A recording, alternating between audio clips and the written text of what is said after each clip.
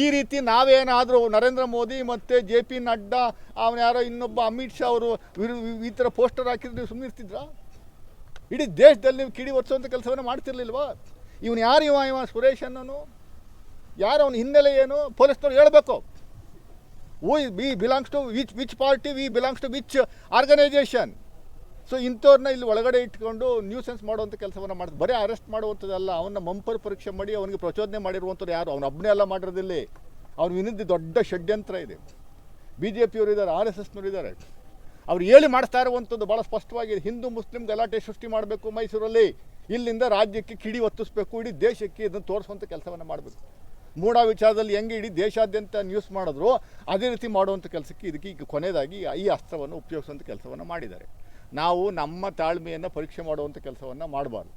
ನಾವು ಸುಮ್ಮನೆ ಇದ್ದೀವಿ, ಅಭಿವೃದ್ಧಿ ಕಡೆ ನಾವು ಕೆಲಸ ಮಾಡ್ತಾ ಇದ್ದೀವಿ. ಸಿದ್ದರಾಮಯ್ಯನವರು ಕೆಟ್ಟ ಹೆಸರು ತರುವಂಥ, ಸಿದ್ದರಾಮಯ್ಯನವರು ಬೈಯುವಂಥದ್ದು, ಮಾಡ್ತಾ ಇರುವಂಥ ಹಲ್ಕ ಕೆಲಸ ಇವರು BJPಯವರು ಇವರು ಮಾಡಿಬಿಟ್ಟು ನಮ್ಮ ಮೇಲೆ ಮಸಿ ಬಳಿಯುವಂಥ ಕೆಲಸವನ್ನು ಮಾಡ್ತಾ ಇರುವಂಥದ್ದು ಎಷ್ಟರ ಮಟ್ಟಿಗೆ ಸರಿ?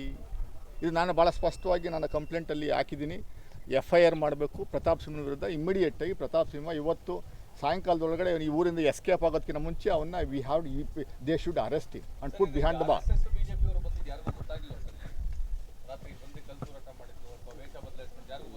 ಅಲ್ಲ, ಯಾರಿಗೂ ಗೊತ್ತಾಗದೇ ಇರೋಂಥದ್ದು ವಿಚಾರದ ಆ ರೀತಿಯಲ್ಲೇ ಅವ್ರು ಮಾಡೋದು BJPಯವರು.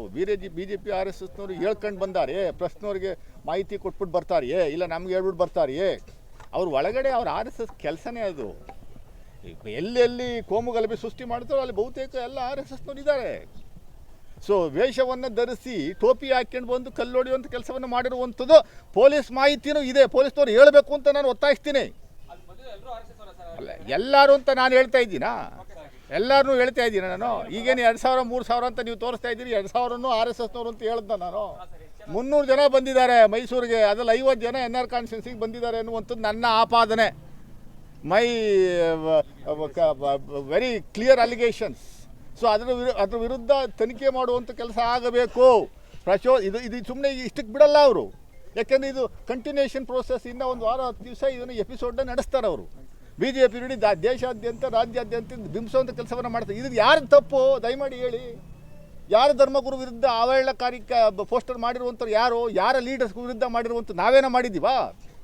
ನಮ್ಮ ಲೀಡರ್ಸ್ಗಳ ವಿರುದ್ಧ ಮಾಡಿ ನಮ್ಮ ಮುಸ್ಲಿಂ ಮುಖಂಡಗಳ ಧರ್ಮಗುರುಗಳ ವಿರುದ್ಧ ಪೋಸ್ಟರ್ ಹಾಕ್ಬಿಟ್ಟು ತಿರ್ಗಿ ಅವರೇ ಸ್ಟ್ರೈಕ್ ಮಾಡುವಂಥದ್ದು, ಅವರೇ ಬಂದು ಪ್ರಚೋದನೆ ಮಾಡ್ತಾ ಇರುವಂಥದ್ದು, ಅವರನ್ನೇ ಮುಸ್ಲಿಂ ಯುವಕರನ್ನ ಮುಸ್ಲಿಂ ಸಮುದಾಯನ ಬೈಯುವಂಥ ಕೆಲಸವನ್ನು ಮಾಡ್ತಾ ಇರುವಂಥದ್ದು ಎಷ್ಟು ಮಟ್ಟಿಗೆ ಸರಿ?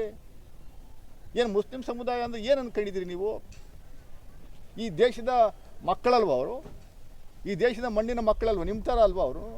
ಏನು ಹೊರದೇಶದಿಂದ ಬಂದಿರುವಂಥರ? ನಿಮ್ಗೆ ಯಾವ ರೈಟ್ಸ್ ಇದೆಯೋ ಅದಕ್ಕೆ 10% ರೈಟ್ ಅವ್ರಿಗೂ ಇದೆ. ಪ್ರತಿಯೊಬ್ಬರಿಗೂ ಈ ದೇಶದಲ್ಲಿ ಬದುಕುವಂಥ ಹಕ್ಕಿದೆ.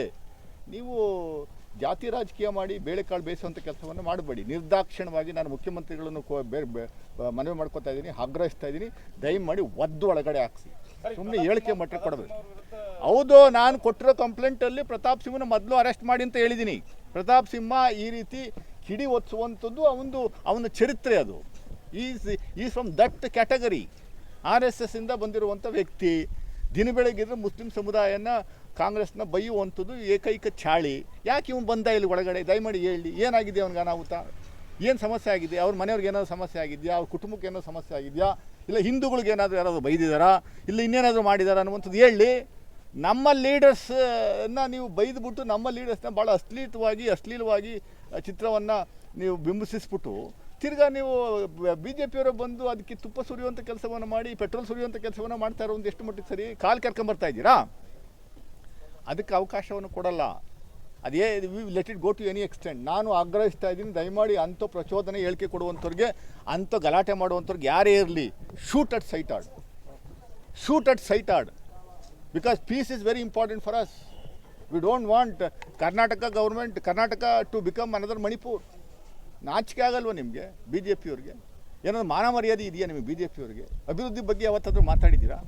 ಏನು ಕೇಂದ್ರದ ಬಜೆಟ್ 205 ಲಕ್ಷ ಕೋಟಿ ಸಾಲ ಮಾಡಿದ್ದೀರಿ, ಅದನ್ನೆಲ್ಲ ಮರೆಮಾಚುವಂಥದ್ದಕ್ಕೆ ಈ ಥರ ಅಲ್ಲಲ್ಲೇ ಪ್ರಚೋದನಕಾರಿಯ ಭಾಷಣಗಳನ್ನು ಮಾಡಿಕೊಂಡು ಪ್ರಚೋದನಕಾರಿಗಳನ್ನ ಇದನ್ನು ಪೋಸ್ಟರ್ಗಳನ್ನ ಹಾಕ್ಕೊಂಡು ಜನಗಳನ್ನ ದಿಕ್ತಪ್ಪಿಸುವಂಥ ಕೆಲಸವನ್ನು ಮಾಡ್ತಾ ಇದ್ದೀರಾ. ಅದಕ್ಕೆ ಅವಕಾಶ ಇಲ್ಲ, ಅವಕಾಶ ಕೊಡಬಾರ್ದು ಅಂತ ನಾನು ಪೊಲೀಸ್ನವರಲ್ಲಿ ಮನವಿ ಮಾಡ್ಕೊತೀನಿ. ಪೊಲೀಸ್ನವ್ರನ್ನ ಯಾರನ್ನೂ ಕೈ ಕಟ್ಟಿಲ್ಲ ನಾವು, ಪೊಲೀಸ್ನವ್ರಿಗೆ ಯಾರಿಗೂ ನಾವು ನಮ್ಮ ಕಂಟ್ರೋಲಲ್ಲಿ ಇಟ್ಕೊಂಡಿಲ್ಲ, ಅವ್ರಿಗೆ ಫ್ರೀ ಹ್ಯಾಂಡ್ ಕೊಟ್ಟಿದ್ದೀವಿ. Let them do anything what they like within the purview of the law. ಅದನ್ನು ನಾವು ಒತ್ತಾಯ ಮಾಡ್ತಾ ಇರ್ಬೋದು. Thank you.